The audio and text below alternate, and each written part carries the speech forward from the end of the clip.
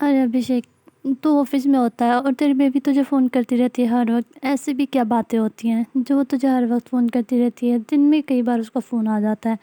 अरे क्या बातें होंगी, बस यही कुछ कि खाना खाया नहीं खाया, कहाँ हो, कब घर आओगे, बस यही फालतू के सवाल। और क्या, तभी उसका दूसरा दोस्त साथ खड़ा होता है, वो भी कहता है हाँ। मेरी बीवी भी हर वक्त फ़ोन करती रहती है और यही पूछती रहती है कि कहाँ हो, क्या कर रहे हो, खाना खाया नहीं खाया, ये सब कुछ। ये तो बीवियाँ हर वक्त फ़ोन ही करती रहती हैं, इनको कोई और काम ही नहीं है। अरे विजय, तेरी बीवी तुझे फ़ोन नहीं करती क्या? नहीं, मैंने अपनी बीवी को समझा के रखा हुआ है कि मैं ऑफिस काम करने जाता हूँ, तो जो कुछ कहना हो तो मुझे घर में ही कह दिया करो रात में, लेकिन दिन में मुझे कभी फ़ोन ना करना, मैं फ़ारिग नहीं होता। उसकी मजाल ही नहीं है कि वो मुझे दिन में फ़ोन करे। और उसने आज तक मुझे दिन में फ़ोन नहीं किया। यही बात अभिषेक अपने दिल में रख लेता है और सीधा घर पहुँचते ही सबसे पहले जाके अपनी बीवी के पास जाता है। उसकी बीवी कहती है, अरे आप आ गए, आज मैंने आपकी पसंद का खाना बनाया है, खाना लगाया हुआ है, आप फ्रेश होके आ जाए, मिलके बैठ के खाना खाते हैं। अभिषेक की पत्नी उसे अभी बता रही थी कि वो उसे टोकते हुए कहता है, तुम मुझे दिन में फ़ोन क्यों कर रही थी? क्या इतना ज़रूरी काम था कि बार बार तुम्हारी कॉलें आ रही थी? अरे हाँ जी, वो मुझे आपसे ज़रूरी बात करनी थी। हाँ वही तो, मुझसे भी क्या ज़रूरी बात थी जो तुमने दिन में इतने फ़ोन किए? मैं ऑफिस में काम करने जाता हूँ, कोई फ़ारिग नहीं होता वहाँ पे जो तुम्हारी कॉल अटेंड करता रहूँ। तभी वो कहती है कि हाँ, वो हमारे पड़ोस में ना स्नेल आया है कल ही, तो मैंने उसकी नौकरी के बारे में आपसे बात करनी है। उसकी जॉब नहीं है तो वो दर-बदर जॉब ढूँढ रहा है, तो मैं सोच रही थी कि आप उसकी नौकरी लगवा दें अच्छी जगह पे। तो मैं कहाँ से नौकरी, एक अनजान लड़का जिसको मैं जानता ना हूँ, उसकी नौकरी मैं कैसे लगवा दूँ? और कौन है स्नेल? मैं नहीं जानता किसी स्नेल को। बस तुम मुझे, जब मैं ऑफ़िस होता तो मुझे डिस्टर्ब ना किया करो और काम करने दो। इतने में उनके दरवाज़े की बेल बजती है।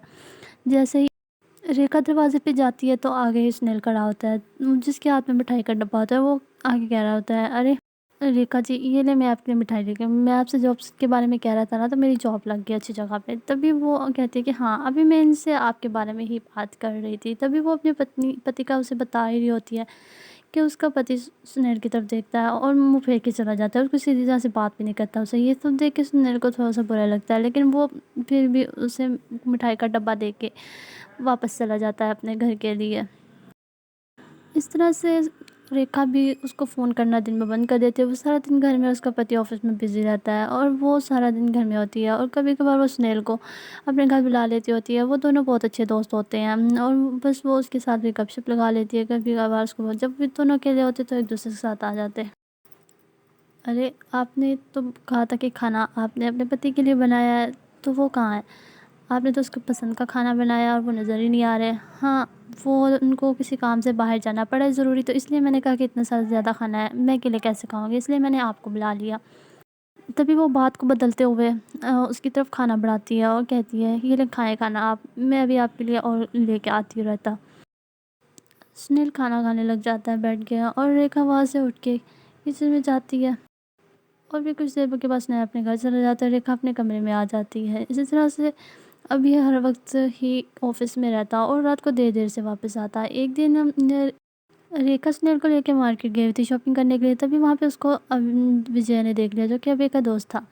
तभी वो आके उसको 2-3 और लगा के बातें बता देता है। तभी अभय वहाँ से गुस्से में आता है, तो आके देखते स्नेहा उसके घर पे ही होता है। तो वो गुस्से में उसको कहता है, अच्छा तो मेरे पीछे ये सब कुछ चलता है, तुम यहाँ क्या कर रहे हो?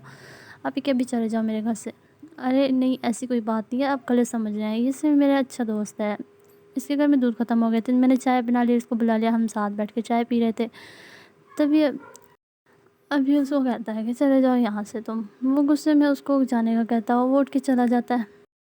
अभी रेखा को बहुत बातें सुनाता है और इस तरह से अगले ही दिन जब अभी ऑफिस से वापस आता है तो उसकी पत्नी नहीं होती घर पे। तभी वो छोटी सी चिट्ठी लिख के लिख जाती है, जिसके ऊपर लिखा होता है कि मैं आपको छोड़ के जा रही हूँ और कभी भी अब घर नहीं आऊँगी वापस, मुझे ना ढूंढना, मैं आपके साथ नहीं रहना चाहती।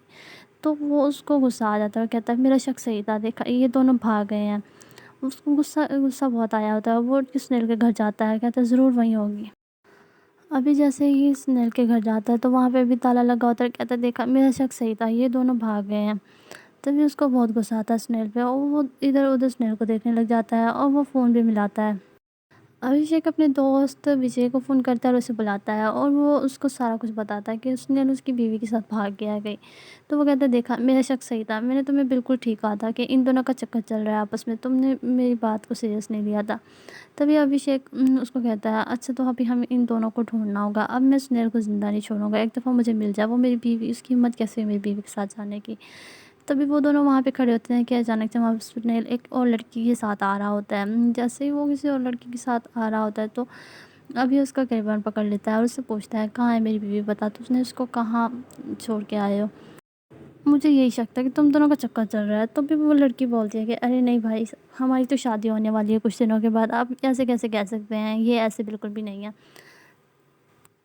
उनकी बातें सुन के अभिषेक अपने सर पकड़ लेता है और कहता है कि मेरी ही गलती थी, मैंने अपनी बीवी को बहुत गुस्सा किया जिसकी वज़ह से वो घर छोड़ के चलेगी। अब पता नहीं वो कहाँ होगी, मुझे उसको ढूँढना ही होगा। तभी सुनील भी परेशान हो जाता है, कहता है कि कहाँ चली गई। इसी तरह से वो सब मिलके उसको ढूँढने लग जाते हैं। अभिषेक और विजय भी जगह-जगह उसको ढूँढते हैं और दूसरी तरफ सुनील भी उस लड़की के साथ उसको ढूँढ रहा होता है और उन्होंने पुलिस स्टेशन में भी इत्तला दी हुई होती है, वो सब मिलके उनके ढूँढ रहे होते हैं। तभी एक दफ़ा अभिषेक गाड़ी लेके उसको ढूँढने के लिए जा रहा होता है कि अचानक से उसकी नज़र एक जगह पे पड़ती है जहाँ पे रेखा गरीबों को खाना खिला रही होती है। तभी उसकी नज़र वहाँ पे रेखा पे पड़ती है। तभी वो गाड़ी से बाहर निकलता है और भागता हुआ जाके रेखा के पास पहुँचता है और कहता है रेखा तुम यहाँ हो, मैंने तुम्हें कहाँ-कहाँ नहीं ढूँढा। रेखा उसको देख के चौंक जाती है, लेकिन उसके चेहरे के इंप्रेशन ना तो खुशी के होते हैं और ना ही उदासी के होते हैं। वो बिल्कुल शांत खड़ी होती है और कहती है कि नहीं, मैं इधर ही ठीक हूँ, मुझे आपके साथ नहीं जाना। तभी वो हाथ जोड़ के रेखा से माफ़ी माँगता है और कहता है मुझे माफ़ कर दो, मैंने तुम्हारे साथ बहुत बुरा किया, मुझे तुमसे इस तरह से सलूक नहीं करना चाहिए था। तो रेखा कहती है मैं एक शर्त पे आपके साथ चलूँगी। मैं आपके घर नहीं बल्कि हम दोनों के घर चलूँगी, जहाँ पे मेरा भी सम्मान हो, जहाँ पे मेरी भी इज़्ज़त हो। तो वो खुशी-खुशी रेखा को लेके घर आ जाता है। वो दोनों फिर खुशी से ज़िंदगी शुरू करते हैं अपनी और कुछ दिनों के बाद सुनील और उस लड़की की भी शादी हो जाती है।